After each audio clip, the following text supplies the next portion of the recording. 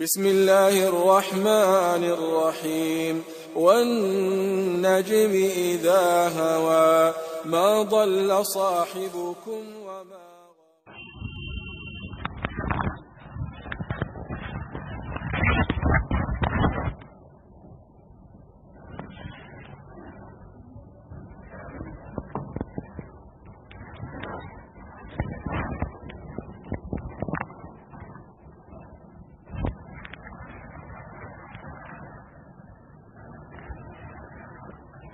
إن الحمد لله نحمده ونستعينه ونستغفره ونعوذ بالله من شرور أنفسنا ومن سيئات أعمالنا من يهده الله فلا مضل له ومن يضلل فلا هادي له وأشهد أن لا إله إلا الله وحده لا شريك له وأشهد أن محمدا عبده ورسوله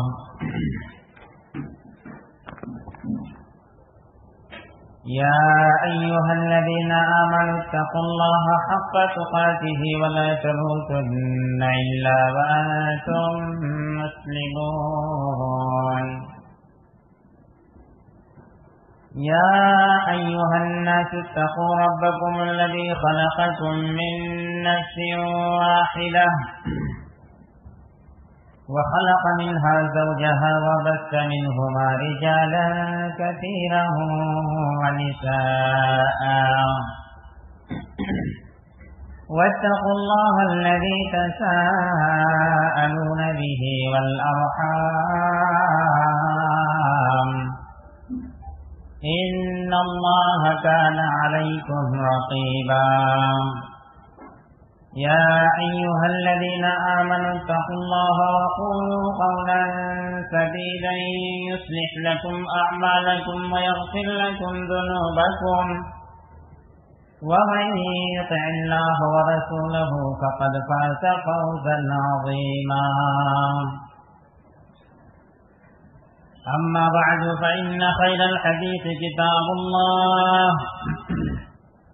وخير الهدي هدي محمد صلى الله عليه وسلم وشر الأمور محدثاتها وكل محدثة بدعة وكل بدعة ضلالة وكل ضلالة في النار.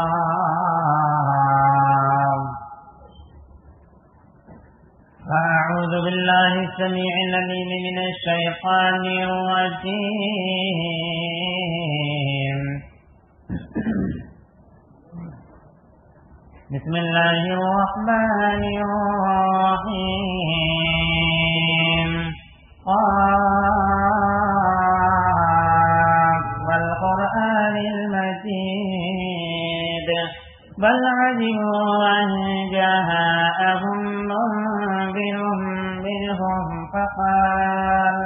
فقال الكافرون هذا شيء عجيب فإذا متنا وكنا ترابا ذلك رجع بعيد قد علمنا ما تنقص الأرض منهم وعندنا كتاب حفيظ بل كذبوا بالحق لما جاءهم فهم في أمر مريج أفلم ينظروا إلى السماء فوقهم كيف بنيناها وزيناها وما لها من فروج والأرض مددناها وألقينا فيها رواسي وأنبتنا فيها من كل زوج بهيج. وقال الله تبارك وتعالى في مقام آخر وما أصابكم من مصيبة فبما كسبت أيديكم ويعفو عن كثير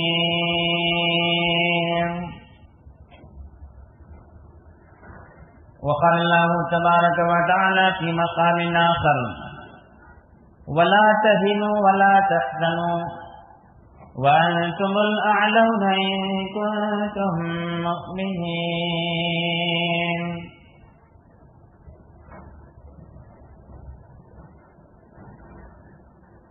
معزز بزرگان ملت، نوجوانوں، اسلامی بھائیوں اور پردہ نشین خواتین اسلام، تمام قسم کی تعریفات، توصیفات، بزرگیاں اور بڑائیاں لائق اور سزاوار ہیں اس اللہ رب ذوالجلال والاکرام کے لیے جو سارے جہان کا پالنہار ہے اور پوری کائنات کی تمام مخلوقات کا رزق رساں ہے۔ بعدہ اس اللہ رب العالمین کی طرف سے بھیجے ہوئے تمام انبیاء علیہم الصلاۃ والسلام پر انگنت و بے شمار درود اور سلام کے پھول نشاور ہوں، خصوصاً ہمارے آخری اور پیارے رسول جناب محمد الرسول اللہ صلی اللہ علیہ وسلم پر۔ اللہم صلی علی محمد وعلی آل محمد کما صلیت علی ابراہیم وعلی آل ابراہیم انک حمید مجید۔ اللہم بارک علی محمد وعلی آل محمد کما بارکت علی ابراہیم وعلی آل ابراہیم انک حمید مجید۔ معزز حاضرین جمعہ، ابھی خطبہ مسنونہ اور سورہ قاف کی چند آیتوں کی تلاوت کے بعد آپ حضرات کے سامنے کلام مقدس کی دو مختلف جگہوں کی دو آیتیں تلاوت کی گئیں۔ پہلی آیت کلام مقدس کے 25ویں پارے سورۃ الشعراء کی آیت نمبر 30 کی تلاوت کی گئی۔ دوسری جگہ کی اور دوسری آیت کلام مقدس کی سورہ آل عمران کی آیت نمبر 139 آپ کے سامنے پیش کی گئی۔ اس مناسبت سے آج کے اس خطبے کا موضوع رہے گا دور حاضر میں مسلمانوں کے ساتھ ناروا سلوک، اسباب اور علاج۔ آئیے سب سے پہلے یہ دیکھتے ہیں کہ آج چاہے ملکی پیمانے پر دیکھا جائے یا عالمی پیمانے پر، دنیا کی ہر جگہ، ہر ملک میں مسلمان ذلیل و خوار ہیں، اور عالمی پیمانے پر بات چھوڑ دی جائے، اگر ملکی پیمانے پر دیکھا جائے، آج اس دور میں ہمارے ملک ہندوستان کا مسلمانوں کے ساتھ جو حال ہے، مسلمانوں کی جو حالت ہے، یہ انتہائی ناگفتہ بے حالت ہے۔ ایسی حالت شاید ہی ہندوستان میں کبھی آئی ہوگی، اور تاریخ بتاتی ہے کہ ایسی بری حالت ہندوستان پر کبھی نہیں آئی تھی، خصوصاً کسی ایک طبقے کے ساتھ ایسا ناروا سلوک کبھی نہیں کیا گیا تھا۔ سب سے پہلے دیکھتے ہیں ہم کہ آخر ایسا کیوں ہو رہا ہے۔ کائنات کے اندر ایسا ہونے کے کچھ اسباب بھی تو ہوں گے۔ کیا ہمارے پالنہار اور پروردگار نے ان اسباب کی نشاندہی کی ہے یا نہیں؟ دوستو اور ساتھیو، اللہ رب العالمین نے جہاں ہمیں پیدا فرمایا اور ہمارے کھانے پینے کے لیے، پہننے اوڑھنے کے لیے، رہنے بسنے کے لیے تمام طرح کے انتظامات کیے، ہم سے رب العالمین کو کافی محبت ہے، وہیں اللہ رب العالمین کی نافرمانی کرنے والوں کے ساتھ وہ اللہ جس کو اپنے بندوں سے اتنی محبت ہے اور جس نے یہ کہا وَخَلَقَ لَكُم مَّا فِي الْأَرْضِ جَمِيعًا، اے میرے بندو کائنات کی ساری چیزوں کو تو چھوڑو، ساری کائنات کو ہم نے تمہارے لیے پیدا کیا ہے، ساری کائنات کی ایک ایک چیز بلکہ پوری کائنات کو ہم نے تمہارے لیے پیدا کیا ہے۔ اب اس کے بعد اگر بندہ اپنے اس پروردگار کو بھول جائے، بات بات پر اس رب کی نافرمانی کرے، رب العالمین کا در چھوڑ کر کسی دوسرے کے در پر جا کر کے اپنے دستے دراز کو بڑھائے، اپنے دستے سوال کو بڑھائے، تو میرے دوست اور ساتھیوں رب العالمین کا عذاب آتا ہے، اور اس عذاب کے چپیٹ میں، اس عذاب کی پاداش، ان گناہوں کی پاداش میں، ان عذابوں کی مار کسی ایک دو فرد کو، مجرمین کو، گناہگاروں کو ہی صرف نہیں بلکہ بے قصور لوگ بھی اس کے چپیٹ میں آ جاتے ہیں، بے گناہ لوگ بھی ان عذابوں میں مبتلا ہو جاتے ہیں۔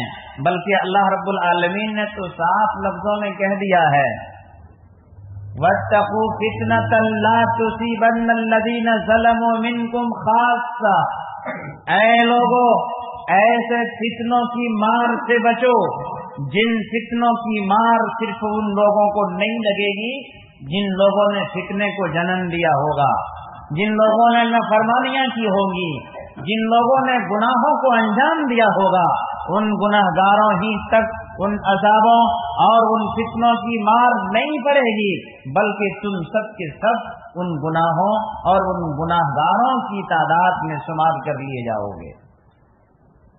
رب العالمین نے کہا لَتُبْلَوُنَّ فِي أَمْوَالِكُمْ وَأَنفُسِكُمْ وَلَتَسْمَعُنَّ مِنَ الَّذِينَ أُوتُوا الْكِتَابَ مِنْ قَبْلِكُمْ، کہ اے میرے بندو تم اپنے مالوں کو لے کر آزمائے جاؤ گے، آزمائش میں ڈالے جاؤ گے، اور اپنی جانوں کو لے کر آزمائش میں ڈالے جاؤ گے۔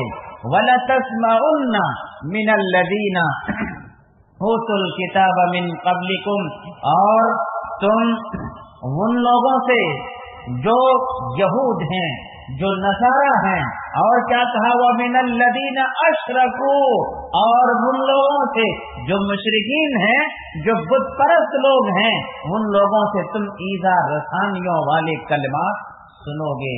اذن کثیرا لتسمعن من الذین اوتوا الکتاب من قبلکم ومن الذین اشرکوا اذن کثیرا، کہ تم ایذا دہ باتیں مشرکین سے سنو گے، یہودیوں سے سنو گے، نصرانیوں سے سنو گے۔ آگے کیا کہا وَإِن تَصْبِرُوا وَتَتَّقُوا فَإِنَّ ذَلِكَ مِنْ عَزْمِ الْأُمُورِ۔ میرے دوست اور ساتھیوں، اللہ رب العالمین نے نشاندہی فرما دی ہے کہ اس کائنات کے اندر تمہیں آزمائش میں ڈالا جائے گا، تمہارے مالوں کو برباد کیا جائے گا، تمہاری جانوں کو لیا جائے گا، تمہاری عزتوں کو نیلام کیا جائے گا، تمہاری کوئی وقت نہیں رہ جائے گی، ان ساری چیزوں کے ساتھ تم آزمائش میں ڈالے جاؤ گے۔ اور ایسے حالات میں، ایسے مصائب و آلام کے دور میں خوشخبری اور بشارت ہے ان لوگوں کے لیے جو صبر کا دامن تھامنے والے ہیں۔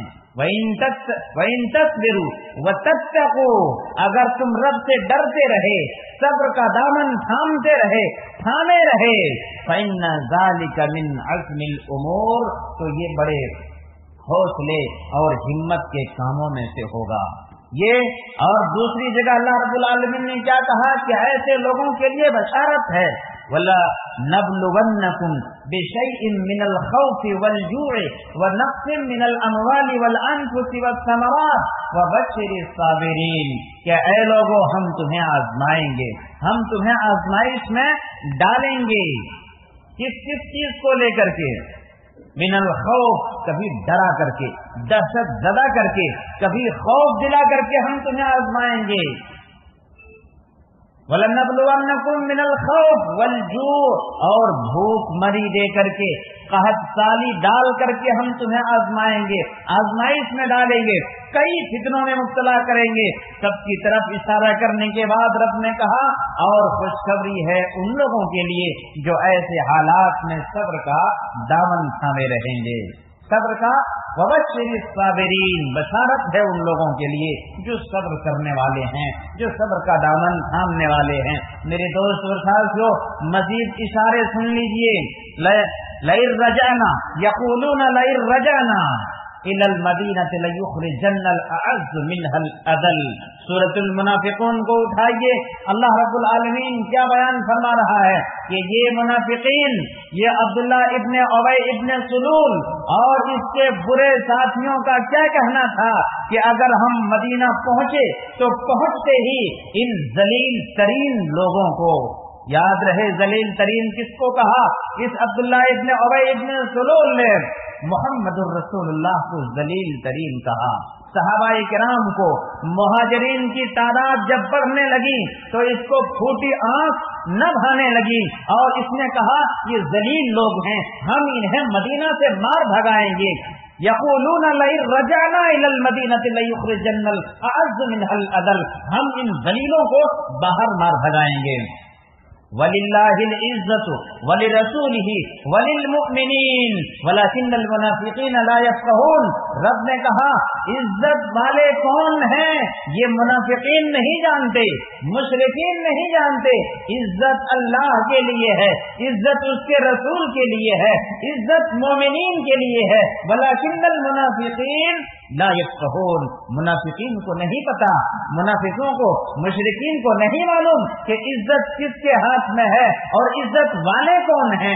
میرے دوست اور ساتھیوں، آج کے ان حالات پر اگر ہم غور کرتے ہیں تو وہ عزت کہاں گئی؟ وہ عزت کہاں گئی جس کا وعدہ رب نے فرمایا ہے کہ عزت اللہ کے لیے، رسول کے لیے، مسلمانوں کے لیے۔ آج ملک ہندوستان کے اندر ایک جانور کا احترام، ایک جانور کو عزت کی نگاہ سے دیکھا جاتا ہے، لیکن مسلمانوں کو ذرہ بھر جانوروں سے بھی بدتر سمجھا جاتا ہے۔ کہاں گئی عزت میرے دوستوں اور ساتھیوں؟ سوال کیجئے کلام مقدس سے، سوال کیجئے احادیث رسول صلی اللہ علیہ وسلم سے کہ وہ عزت کیسے پلٹ کر آئے گی۔ دوستوں اور ساتھیوں، آپ ایک مثال اپنی نگاہوں میں رکھیے، اپنے ذہنوں میں رکھیے۔ فٹ بال آپ نے دیکھا ہوگا، فٹ بال کھیلنے والوں کو بھی دیکھا ہوگا، میدان میں ایک دو کے قدم سے نہیں ٹکراتا ہے، اس فٹ بال کو سب اپنے پاؤں سے مارتے ہیں، ادھر سے ادھر، ادھر سے ادھر آتا ہے۔ وجہ کیا ہے؟ آپ نے غور کیا ہے وجہ کیا ہے؟ اس کو کیوں ایسا مارتے ہیں؟ اس لیے کہ اس فٹ بال کے اندر کوئی چیز نہیں ہوتی، ہوا ہوتی ہے، ساری چیزوں سے خالی ہوتا ہے۔ اگر وہ فٹ بال کسی مٹی کا بنا ہوا رہے، پتھر کا بنا ہوا رہے، لوہے کا بنا ہوا رہے تو کسی کی مجال ہے کہ اپنے پاؤں سے اس کو مار سکے۔ آج ہم مسلمانوں کی حالت بے عین ہی ویسی ہی ہے، ایمان سے ہم خالی ہو گئے ہیں، اخلاق سے ہم خالی ہو گئے ہیں۔ پیارے رسول نے جو نسخے ہمیں دے کر گئے ان نسخوں کو ہم نے بھلا دیا ہے اور اخلاق نبی جناب محمد رسول اللہ صلی اللہ علیہ وسلم سے اپنے آپ کو خالی کر لیا ہے۔ میرے دوست اور ساتھیوں، ایسے حالات میں ہم اور آپ کو کیا کرنا چاہیے؟ ہمارا یہ شکوہ ہوتا ہے کہ ہماری تعداد کم ہے، ہم اقلیت میں ہیں، ہم سوال کرتے ہیں کہ ہماری اکثریت کب تھی؟ جنگ بدر میں ہم زیادہ تھے، اکثریت میں تھے، احد میں اکثریت میں تھے، خندق میں اکثریت میں تھے۔ کب تھی ہماری اکثریت؟ کب ہم زیادہ تھے؟ ہمیشہ ہماری تعداد کم رہی ہے، لیکن مشرکین، کافرین، ظالمین کو ہم نے نیچے کر کے دکھایا ہے۔ ظالمین کی حکومت ہم نے چھینی ہے، ظالموں کو اپنے سے نیچے، بلکہ جن گلیوں سے ہمارا گزر ہوتا تھا، کافر لوگ چلنے سے کیا کرتے، کپ کپاتے، چلنے میں کپ کپاتے تھے، ڈرتے تھے۔ وہ کون سا نسخہ تھا جس کو ہم نے اپنایا تھا اور یہ روب و ڈاک ہمارے اندر پیدا ہو گیا تھا، وہ آج ہم آپ کو بتانے کی کوشش کر رہے ہیں۔ میرے دوست اور ساتھ، وہ تعداد ہماری کم نہیں ہے، یہ شکایت ہماری بیجا ہے، یہ شکایت ہماری بیجا ہے۔ آج پوری دنیا کے اندر 193 ملکوں میں 193 ملکوں کے اندر 150 کروڑ سے زیادہ مسلمان ہیں، 150 کروڑ سے زیادہ مسلمان ہیں۔ میرے دوست اور ساتھیو، ہم اقلیت میں کہاں ہیں؟ لیکن آپ جائیے ملک شام، کیسا ظلم ہو رہا ہے، جائیے افغانستان، کیسا ظلم اور بربریت ہو رہی ہے، آپ جائیے فلسطین، کیسا مسلمانوں پر ظلم ہو رہا ہے۔ دنیا کی ہر گوشے پر نگاہ ڈالیے اور پھر واپس ہندوستان میں آئیے۔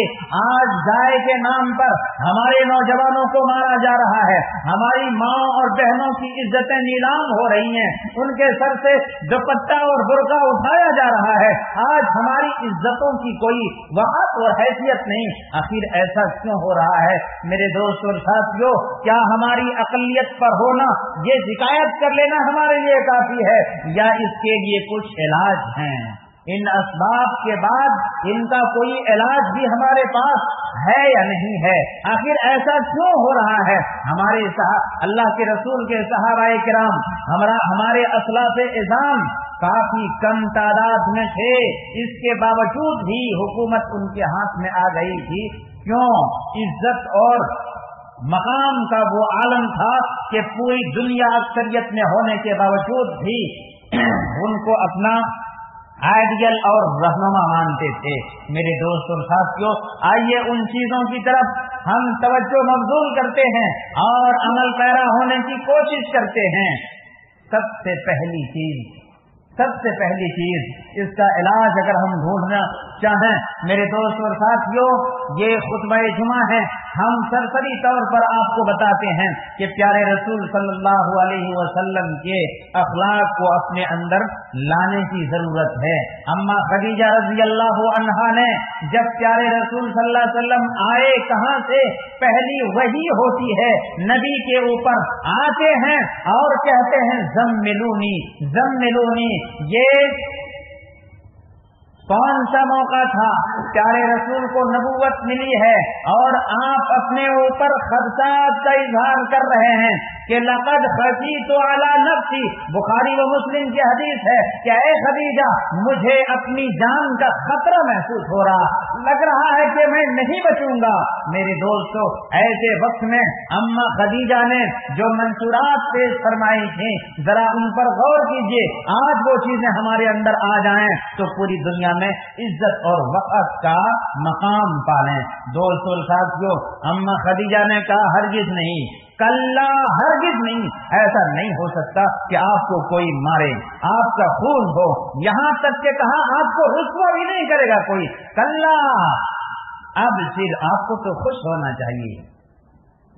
واللہ انک لتصل الرحم، اے میرے پیارے شوہر، اے پیارے رسول صلی اللہ علیہ وسلم، آپ تو صلہ رحمی کرتے ہیں، جن سے رشتہ ٹوٹ جاتا ہے آپ ان کو بھی جوڑتے ہیں۔ اے اللہ کے رسول، غیر مسلمین سے آپ محبت کرتے ہیں، مسلمانوں سے آپ تعلقات استوار کرتے ہیں، آپ کو کون رسوا کرے گا، کون ذلیل کرے گا؟ آج اس دنیا کے اندر، ملک ہندوستان کے اندر، اگر ہم سے نفرت کوئی کرتا ہے تو ہم بھی اس سے نفرت کرتے ہیں، اگر کوئی ہم سے دشمنی بولتا ہے ہم بھی اس کے دشمن ہو جاتے ہیں، کوئی گالیاں دیتا ہے ہم بھی گالیاں دینا شروع کر دیتے ہیں۔ ارے نبی اکرم صلی اللہ علیہ وسلم کے کریمانہ اخلاق کو دیکھیے، आपके रास्ते पर, आपकी राहों पर कांटे बिछाने वालों के लिए आप रात की तन्हाई में दुआएं कर रहे हैं। ऐसे लोगों के ताल्लुक से आप रात में रो रो करके हिदायत की दुआएं कर रहे हैं। प्यारे रसूल सल्लल्लाहु अलैहि वसल्लम के ताल्लुक से अम्मा खदीजा दूसरा नुस्खा बयान फरमाती हैं और कहती हैं कि इन्नका लतस्दुकुल हदीस लतसिलुर रहीम व तस्दुकुल हदीस। ऐ प्यारे रसूल, आप तो बड़े सच्चे हैं, आप सादिक और अमीन के नाम से पुकारे जाते हैं, बड़े अमानतदार हैं। मक्के के अंदर काफिरों की बड़ी बड़ी अमानतें आपके पास थी, लेकिन आपने उनको चुकाने के लिए, दिलाने के लिए अली को अपने बिस्तर पर सुला दिया, जबकि ये काफिर लोग आपको जान से मारने के लिए तैयार थे, लेकिन उनकी भी अमानत आपने नहीं रखी, अली को सुला दिया, अमानत वापस कर देना इन काफिरों की। मेरे दोस्त और साथियों, क्या कहा अम्मा खदीजा ने? तस्दुकुल हदीस। और क्या कहा? व तहमिलुल कल। ऐ प्यारे रसूल, जो लोग बोझ नहीं उठा सकते, मारे पिटे लोगों का बोझ आप उठाते हैं, जो कमा नहीं सकते उनको कमा करके देते हैं, जो बूढ़े हैं, गरीब हैं, मारे पिटे लोग हैं, तंगदस्त हैं, जिनके पास वो ताकत नहीं कि वो अपना बोझ उठा सके, तहमिलुल कल, आप उनका बोझ उठाते हैं। व तक्सिबुल मादूम, और जिनके पास कमाई कजाई का कोई रास्ता नहीं, जिनका हाथ खाली हो चुका है, जो गरीब और खल्लास हैं, ऐसे लोगों को आप देते हैं। ऐ नबी अकरम, कौन आपको रुस्वा करेगा? आगे अम्मा खदीजा रजी अल्लाह अन्हा ने क्या कहा? व तक़रीज़ ज़ैफ़, हिंदू हो, मुशरिक हो, यहूदी हो, नसरानी हो, कोई भी हो, आपका मेहमान बन जाता, आप मेहमान नवाजी करते हैं, आपको कौन रुस्वा और जलील करेगा? दोस्तों और साथियों, अम्मा खदीजा ने जो मंशूरात पेश फरमाई थी, अगर वो अखलाक आज हमारे अंदर आ जाए दोस्तों, वही फिजा आज ही बपा हो जाए। एक मुसलमान को कोई देखे, उसको देख कर कहे इससे यहाँ पनाह मिल सकती है, इसके यहाँ पनाह मिल सकती है, ये कभी नुकसान नहीं पहुंचा सकता। आज हमें देखकर लोग डरते हैं, हमें देखकर लोग गालियां देते हैं, झूठ बोलने में हम आगे, मक्कारी करने में हम आगे, अय्यासी में हम आगे, फिल्म खाना खोलने में हम आगे, यहाँ तक कि अय्यासी के अड्डे भी आप जाइए कलकत्ता, जितने भी मैनेजर मिलेंगे अक्सर मुस्लिम लोग मिलेंगे, इन सारी बुराइयों में हम आगे हैं। बताइए इन गुनाहों का अज़ाब हमारे ऊपर होगा या नहीं? वमा असाबकुम मिन मुसीबतिन फबिमा कसबत अयदीकुम व याफू अन कसीर। अल्लाह रब्बुल आलमीन का इरशाद फरमाता, तुम्हारे हाथों की कमाई का समरा है, तुम्हारे हाथों की कमाई का समरा है। हज्जाज बिन यूसुफ जब जालिम हुक्मरान आया तो लोगों ने जाकर के हसन बसरी से पूछा, ये हज्जाज इतना जुल्म क्यों कर रहा है, हज्जाज इतना जालिम हुक्मरान क्यों आया है मुसलमानों के ऊपर? क्या कहा हसन बसरी ने? कहा ये हमारे गुनाहों का नतीजा है, ये हज्जाज हमारे गुनाहों का नतीजा बन के आया है, हज्जाज का कसूर नहीं, हमारा कसूर है। आज अगर हम अपने हुक्मरान को कसूरवार ठहराते हैं तो पहले अपने गरीबान में झांक के देखें कि हम कहीं गलत तो नहीं है, हमारे गुनाहों का नतीजा तो नहीं है। दोस्तों और साथियों, कई नुक्ते हमारे पास हैं कि इनका इलाज हम उनके जरिए कर सकते हैं। सबसे पहला नुक्ता तो ये है कि गैर मुस्लिम अक्सरियत के बीच हम रह रहे हैं, ऐसे लोगों के साथ हमारा ताल्लुक उस्तवार होना चाहिए, चाहे वो जुल्म करें। अब आप कहें कि कुछ तंजीमें ऐसी हैं जो इंतहाई फिरका वारियत और इंतहाई कट्टर दुश्मन तंजीमें हैं मुसलमानों की, उनके साथ क्या किया जाए? मेरे दोस्त और साथियों, हमारे रसूल और सहाबा इकराम ने हमें ये दर्स दिया है कि जो लोग जालिम हैं, दुश्मन हैं, उनके साथ भी अखलाके करीमाना से पेश आया जाए। यहाँ तक के काफिर लोगों के ताल्लुक से, मुगीरा बिन शोबा के ताल्लुक से आता है कि मुगीरा इब्न शोबा जब इस्लाम कबूल करने आया तो अपने दो दोस्त को कत्ल कर दिया था, जो काफिर थे, काफिरों के साथ दोस्ती थी, आ रहा था इस्लाम कबूल करने, दोनों को कत्ल कर दिया, माल लूट लिया, नबी की खिदमत में आया और कहा, अल्लाह के रसूल मैंने दो काफिरों को मार दिया है और ये मान लीजिए उनका माल है। अल्लाह के नबी ने कहा, नहीं, तेरा इस्लाम तो कबूल है, تیرا اسلام تو قبول ہے لیکن یہ مال میں نہیں لے سکتا، میں اس سے راضی ہو سکتا، اس لیے کہ تم نے دو انسانوں کے ساتھ دھوکہ کیا ہے۔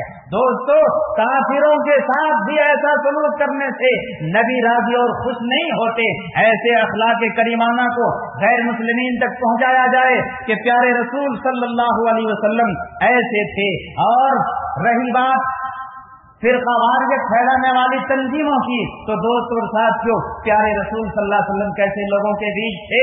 مکہ سے جب مجبور ہو کر نکلنا پڑا، کہاں گئے؟ مدینے کے اندر۔ مدینے میں یہودیوں سے زیادہ کوئی فرقہ واریت پھیلانے والی تنظیم ہو سکتی ہے جس کو قرآن نے کہا لَتَجِدَنَّ النَّاسَ أَشَدَّ النَّاسِ عَدَاوَةً لِلَّذِينَ آمَنُوا الْيَهُودَ وَالَّذِينَ أَشْرَكُوا کہ اے محمد الرسول اللہ، آپ پوری دنیا کے اندر مسلمانوں کا سب سے بڑا کٹر دشمن کسی کو پاؤ گے تو وہ یہود ہوں گے، وہ یہود ہوں گے۔ اتنی زیادہ برائی بیان ہونے کے بعد بھی پیارے رسول نے کیا کیا؟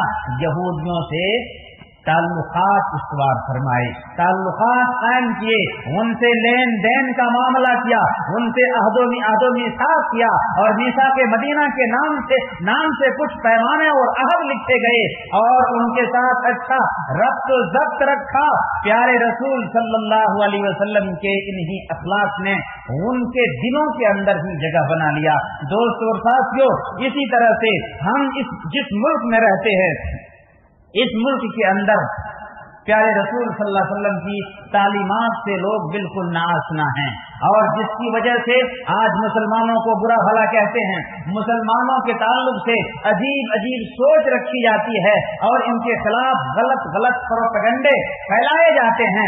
ضرورت اس بات کی ہے کہ پیارے رسول اور صحابہ کرام رضوان اللہ علیہم اجمعین کہ جو اخلاق اور جو بہترین کارنامے ہیں غیر مسلموں کے تعلق سے، ان کو بیان کیا جائے۔ حضرت خبیب کے بارے میں، خبیب بن عدی کے بارے میں آپ نے سنا ہوگا کہ جب سولی دینے کا معاملہ پیش آتا ہے، جس کے گھر میں آپ کو قید کیا گیا تھا، جس کے گھر میں قید کیا گیا تھا، انہوں نے درخواست کی کہ مجھے استرا دو تاکہ صفائی کر لوں، میں رب کے پاس جانے والا ہوں، کل مجھے پھانسی ہونے والی ہے، مجھے استرا دو، میں صفائی کر لوں۔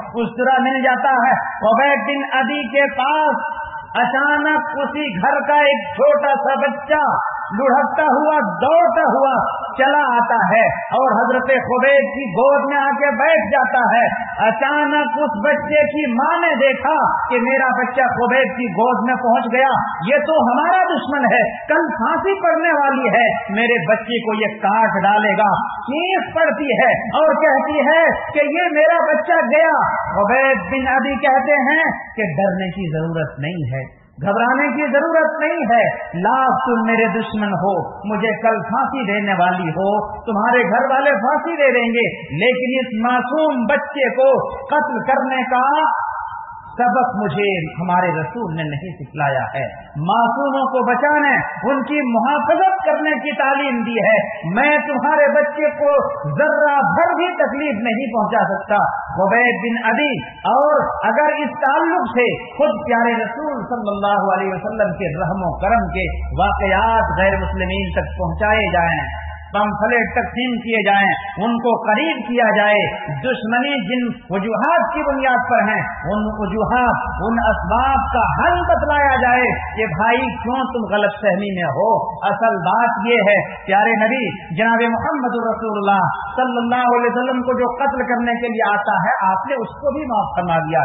دوستو اور ساتھیوں، ان واقعات کو، ان حقائق کو غیر مسلمین تک پہنچایا جائے، جو ہمارے دشمن ہیں، پیارے رسول صلی اللہ علیہ وسلم کے اخلاق کریمانہ کو بتلایا جائے، اور یہ کہا جائے کہ قرآن ہمیں کیا کہتا ہے، لا ینہاکم اللہ، اللہ رب العالمین منع نہیں کرتا ایسے مشرکین کی مدد کرنے، ان سے محبت کرنے اور ان سے رشتہ قائم کرنے جو ہم سے لڑتے نہیں، جو ہمیں ہمارے گھر سے بھگاتے نہیں، ان سے دوستی کرنے کے لیے کہتا ہے۔ ہمارا قرآن، ہمارا رب، ہمارے رسول کیا کہتے ہیں، ایسے کافروں سے، ایسے دشمنوں سے، ایسے ملکی بھائیوں سے کیا کہتا ہے کہ ان سے بر اور صلہ کا معاملہ کرو، ان سے مل جل کر کے رہو، گناہ نہیں ہے اس میں، لیکن جو لوگ لڑتے ہیں، جو لوگ مارتے ہیں، جو لوگ گھر سے بھگاتے ہیں، ان کا معاملہ الگ ہے۔ دوستوں اور ساتھیوں، ان ساری چیزوں کو غیر مسلمین تک پہنچانے کی ضرورت ہے۔ یہ حالات ایسے ہیں جن حالات میں بڑے محتاط رہ کر اور پیارے رسول کی تعلیمات کو عام کرنے کی ضرورت ہے۔ اللہ رب العالمین ہم سب کو پیارے رسول صلی اللہ علیہ وسلم کے نقش قدم پر چلنے کی توفیق عنایت فرمائے۔ صحابہ کرام نے جو نسخے ہمیں دیے ہیں، صحابہ کرام اور اسلاف اعظام جن راہوں پر چل کر اور کامیابیاں حاصل کی ہیں، بار الہ تو ہمیں بھی انہی راہوں پر چلنے کی توفیق عنایت فرما، آمین یا رب العالمین۔ بارک اللہ لنا ولکم بالقرآن العظیم، انہ تعالی جواد کریم، ملک الرؤوف الرحیم۔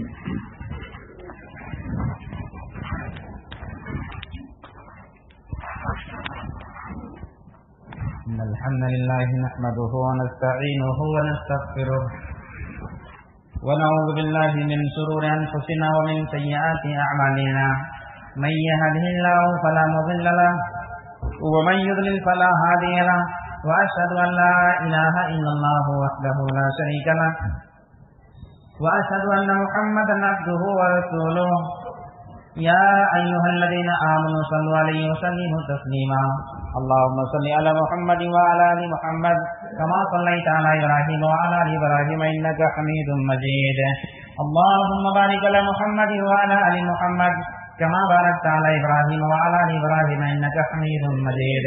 عباد الله رحمكم الله، إن الله يأمر بالعدل والإحسان وإيتاء ذي القربى وينهى عن الفحشاء والمنكر والبغي يعظكم لعلكم تذكرون، واذكروا الله يذكركم وادعوه يستجب لكم وذكر الله أكبر۔